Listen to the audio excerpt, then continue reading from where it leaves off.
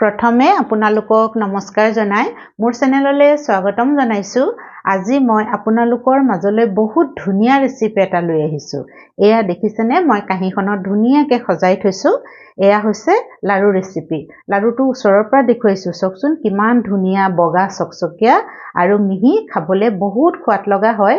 আৰু এই লাড়ুটো আমাৰ পাকঘৰত থকা বস্তুৰে বনাব পাৰো। একেবাৰে সহজ, মাত্ৰ কেইটামান বস্তুৰে বনাব পাৰি। আৰু আমাৰ পাকঘৰত সকলোৰে পাকঘৰত চাউল থাকেই নহয়নে, আৰু চাউল তিয়াবও নালাগে। চাউল ভাজি লৈ এই লাড়ুটো বনাব পাৰি, ইমানেই সহজ। আৰু এই লাড়ুটো খাবলৈ বহুত সোৱাদ লগা, লগতে কি হয়, এই লাড়ুটো আপোনালোকে বহুত দিনলৈ থৈ দিব পাৰি। এতিয়া বিহু আহিছে, মই বিহুৰ কাৰণে বনালো। আৰু বিহুত লাড়ু, চিৰা, পিঠা, মালপোৱা কিমানবোৰ বস্তু বনাই নহয়নে বাৰু। আৰু সেইকাৰণে মই ভাবিলো এই লাড়ুটো মই আগতীয়াকৈ বনালো আপোনালোকক দেখুৱাবৰ কাৰণে। আপোনালোকে যদি এনেকুৱা লাড়ু বনোৱা নাই তেতিয়া বনাব পাৰিব, আৰু বেয়া নহয়, মই এতিয়াই বনাইছো, বিহুলৈকে থাকিব। আৰু এই লাড়ুটো খাবলৈ বহুত সোৱাদ লগা। মই এটা আপোনালোকক ভাঙি দেখাওঁ, একেবাৰে কোমল। এয়া চাওকচোন, এয়া দেখিছেনে, এইয়া একদম ৰসগোল্লাৰ দৰে পাব আপোনালোকে খাই, ইমানেই সোৱাদ লগা লাড়ুটো। আৰু এই লাড়ুটো মইনো কেনেধৰণে বনালো তাকে মই আজি আপোনালোকৰ আগত দেখুৱাওঁ। এতিয়া দেৰি নকৰি আহকচোন মোৰ ভিডিঅ'ৰ মাজলৈ। চাউলৰ লাড়ু বনাবৰ কাৰণে এয়া মই এবাটি চাউল লৈছোঁ, আৰু এয়া চাউল ভাত খোৱা চাউল হয়, ভাত খোৱা চাউল ল'লেই হ'ব। আৰু জহা চাউলো ল'ব পাৰে আপোনালোকে মন কৰিলে, তেতিয়াতো আৰুৱে ভাল হ'ব। আৰু এই চাউলখিনি মই প্ৰথমতে খুব ভালদৰে ধুই ল'ম। চাউলখিনি মই খুব ভালদৰে ধুই ল'লোঁ, আৰু পানীখিনি নিগৰিবৰ কাৰণে এনেধৰণে মই চালনী এখনত দি দিছোঁ, যাতে পানীখিনি খুব ভালদৰে নিগৰি যায়। চাউলখিনি মই এখন কটন কাপোৰৰ ওপৰত চাকনিখনৰ পৰা উলিয়াই মেলি দিলোঁ, আৰু দেখিছেনে অকণমান দেৰিৰ পিছতে এয়া ধুনীয়াকৈ চাউলখিনি আমাৰ ফৰফৰীয়া হৈ গ'ল, আৰু অকণমানো পানী নাই চাউলখিনি এয়া।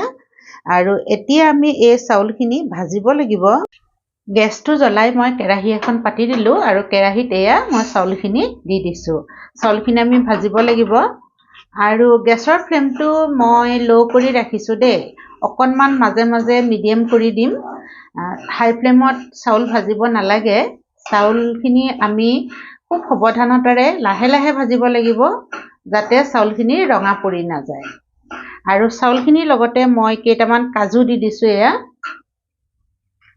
আৰু কাজুকেইটাও তেতিয়া চাউলৰ লগতে ভাজ খাই যাব, বেলেগে ভাজিব নালাগে। আৰু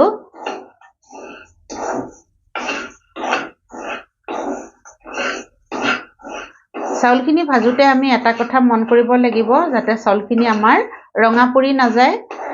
কাৰণ যদি ৰঙা পৰি যায় আমাৰ লাডুকেইটা বগা নহ'ব, ৰঙচুৱা হ'ব।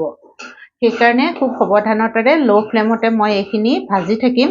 আৰু চাউলখিনি কিন্তু ভাল ধৰণে ভাজ খাবও লাগিব, নহ'লে লাডুকেইটা কেঁচা কেঁচা লাগিব, ভাল নালাগিব নহয় খাবলৈ। সেইকাৰণে আমি খুব সাৱধানতাৰে যাতে চাউলখিনিও ধুনীয়াকৈ ভজা হৈ যায়, আৰু চাউলখিনি যাতে ৰঙাও নপৰে, এই কথাটো মন কৰিহে আমি চাউলখিনি ধুনীয়াকৈ ভাজি থাকিব লাগিব। চাউলখিনি ভজা হৈ গৈছে। মই ল' মিডিয়াম ফ্লেমতে চাউলখিনি ধুনীয়াকৈ ভাজি ল'লোঁ, আৰু চাউলখিনি আপোনালোকে দেখিলেই ধৰিব পাৰিছে চাগে, ৰংটো আগতকৈ অলপ বেলেগ হৈ গৈছে, বগা হৈ গৈছে, মানে চাউলখিনি ধুনীয়াকৈ ভাজ খাই গৈছে। আৰু বেছি ৰঙাও পৰা নাই, এয়া দেখিছেনে বগা হৈয়ে আছে। আৰু এতিয়া চাউলখিনি মই ঠাণ্ডা হ'বলৈ দিম। কেৰাহীখন গৰম হৈ আছে, সেইকাৰণে মই অকণমান লৰাই আছোঁ। চাউলখিনি ঠাণ্ডা হোৱাত মই চাউল আৰু এয়া কাজু মিক্সি জাৰটোত দি দিলোঁ, আৰু ইয়াৰ লগতে মই এয়া এচামুচ আৰু এচামুচ 2 চামুচ মই নাৰিকলৰ গুড়ি মিলাই দিছোঁ। এয়া ডেচিকেটেড নাৰিকল পাউডাৰ, বজাৰত কিনিবলৈ পায় এনেকুৱা শুকান নাৰিকলৰ গুড়ি।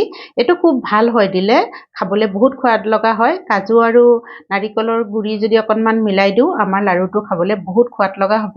এতিয়া এই গোটেইখিনি মই ধুনীয়াকৈ পিচি ল'ম। নাৰিকলৰ গুড়ি আৰু কাজু আপোনালোকে বেছিও দিব পাৰে, বেছি দিলে খাবলৈ আৰু সোৱাদ লগাহে হ'ব। মই 2 চামুচেই দিছোঁ বাৰু। এয়া চাউলৰ গুড়িখিনি মই পিচি আনিলোঁ, এয়া চাওকচোন, এনেদৰে একদম ধুনীয়াকৈ মিহি কৰি পিচি ল'ব লাগিব, তেতিয়াহে আমাৰ লাড়ুটো খাবলৈ ভাল হ'ব। গেছটো জ্বলাই মই গেছত কেৰাহী এখন পাতি দিছোঁ, আৰু অকণমান পানী দি দিছোঁ। আৰু ইয়াতে মই এতিয়া গাখীৰ দিম। এয়া মই আমুল তাজা গাখীৰটো লৈছোঁ। এবাটি যদি আপোনালোকে চাউল লয়, 2 বাটি গাখীৰ দিব লাগিব। আৰু গেছৰ ফ্লেমটো মই এতিয়া বেছি কৰি দিছোঁ। আৰু লগতে এয়া ইলাইচি হয়, ইলাইচি 3টামান মই অকণমান থেতালি দি দিছোঁ, তেতিয়া লাডুৰ গন্ধটো বহুত ধুনীয়া আহিব। এতিয়া গাখীৰখিনি মই উতলাই ল'ম।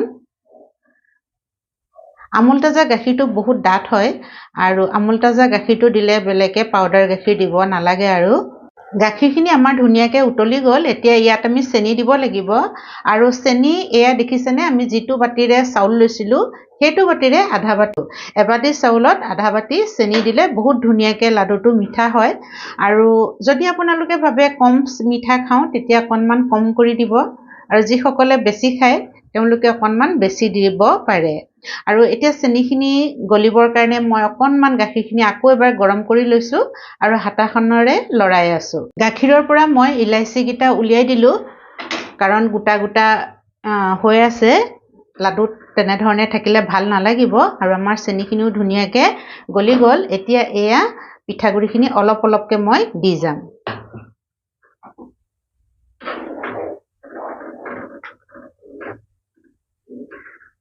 আৰু এনেদৰে মই হাতাখনেৰে হেঁচি দিছোঁ যাতে গোটা গুটিখিনি ভাঙি যায়। দেখিছেনে? আৰু চামুচ এখনেৰে এৰুৱাই দিছোঁ। এয়া আৰু অকণমান আছে, সেয়াও মই ইয়াতে দি দিছোঁ। গোটেইখিনি দি দিলোঁ।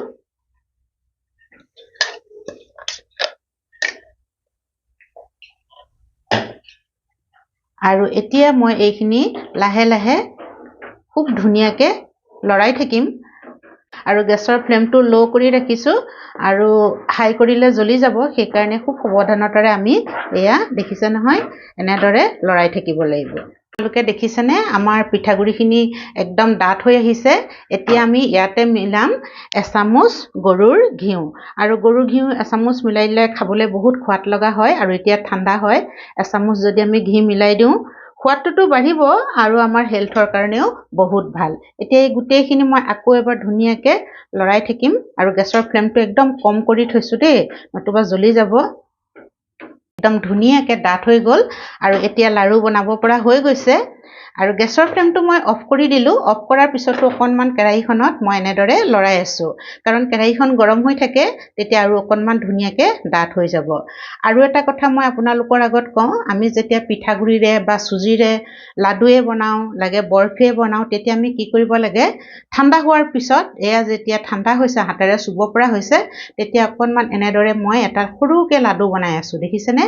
আৰু এই লাডুটো, সৰু লাডুটো ধুনীয়াকৈ হৈ গৈছে, চাওকচোন। দেখিছেনে কিমান ধুনীয়াকৈ হৈছে? আৰু মোৰ আঙুলিটো লগা নাই। আমি এতিয়া গম পাব লাগিব যে আমাৰ এই লাডুটো বহুত ধুনীয়াকৈ হ'ব, কাৰণ একদম ধুনীয়াকৈ ঠাণ্ডা হ'ল, হাতেৰে চুব পৰা ধুনীয়াকৈ ঠাণ্ডা হৈ গ'ল আৰু হাততো লগা নাই। এনেদৰে আপোনালোকে কৰি চাব। কেতিয়াবা কি হয়, বহুত বেছি শুকুৱাই দিলেও লাডুটো বান্ধিবলৈ শুকান হৈ যায়, আৰু পিছত কি হয়, কেইদিনমানৰ পিছত লাড়ুটো একেবাৰে টান হৈ পৰে, লিকটীয়া হৈ পৰিব, খাবলৈ বেয়া হ'ব। আৰু এতিয়া দেখিছেনে একদম কোমল, আমি এনেকৈ কৰি দিওঁতে একেবাৰে কোমল হৈ গৈছে। আকৌ যদি আমি লগাই দিওঁ তেতিয়া ধুনীয়াকৈ এটা লাডু হৈ গৈছে। আৰু এনেধৰণে যদি আমি কৰি চাওঁ, এই লাডুটো আপোনালোকে এমাহলৈ থৈ দিয়ে, দুমাহলৈ থৈ দিয়ে, ইমান দিন নাথাকে বিহু সময়ত, তথাপিতো এই লাডুটো মানে কোমল হৈ থাকিব আৰু লিকটীয়াও নহয়, টানো নহয়। বৰফি বনালেও তেনেকৈ কৰি চাব আৰু লাড়ু বনালেও এনেদৰে কৰি চাব। পিঠাগুড়িখিনি ঠাণ্ডা হ'বৰ কাৰণে মই এয়া কাঁহী এখনত উলিয়াই ল'লোঁ, আৰু এতিয়া অকণমান হাতেৰে ভালধৰণে মঠি ল'ম। মঠিব নালাগেই, তথাপিতো অকণমান মঠি ল'লে ভাল হয়। আৰু ধুনীয়াকৈ মঠি ল'লোঁ, আৰু ইয়াৰ পৰা মই অকণমান এয়া লৈ লৈছোঁ। ডাঙৰ সৰু কিমান কৰে সেইটো আপোনালোকৰ কথা, আৰু মই মিডিয়াম চাইজতে বনাম। অকণমান মই হাত দুখনেৰে হেঁচি দিছোঁ আৰু ধুনীয়াকৈ গোল কৰি দিছোঁ, তেতিয়াহে লাডুটো ধুনীয়া হ'ব, গোল হ'ব। এইটো চাওকচোন কিমান ধুনীয়া এটা গোল ধুনীয়া লাডু হৈ পৰিছে, একেবাৰে মিহি হৈছে। লাডুকেইটা বনায়ে ভাল লাগিছে। আৰু যদি আমাৰ বেটাৰখিনি বহুত ধুনীয়াকৈ হয়, তেতিয়া লাডুকেইটা বনাবলৈ অকণমানো দিগদাৰী নহয়, বহুত ধুনীয়াকৈ হৈ যায়। আৰু সকলোৱে পাৰিব, সকলোৱে বনায়েই। মই বিহু বুলি বনাইছোঁ, আগতীয়াকৈ বনাইছোঁ, কিন্তু বেয়া নহয়, এইকেইটা লাডু বিহুলৈকে থাকিব। সেইকাৰণে মই ভাবিলোঁ বনাইছোঁৱে যেতিয়া আপোনালোককো দেখুৱাই দিওঁ। এইটো এটা চাওকচোন, এনেদৰে এতিয়া মই গোটেইখিনি লাড়ু ধুনীয়াকৈ বনাই ল'ম, তাৰপিছত আপোনালোকক দেখুৱাম।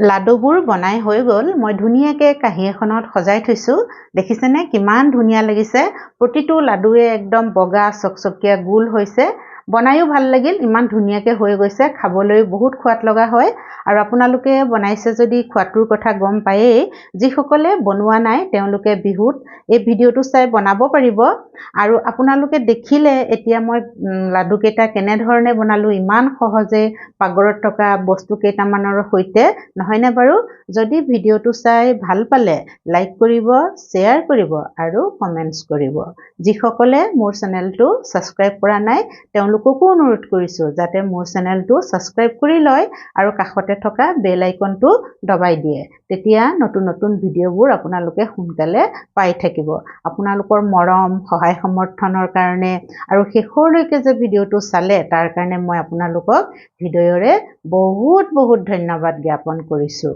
আজিৰ ভিডিঅ'টো ইমানতে সামৰিছোঁ বিহুৰ কাৰণে আকৌ ধুনীয়া এটা ভিডিঅ' মই আপোনালোকৰ মাজলৈ লৈ আহিম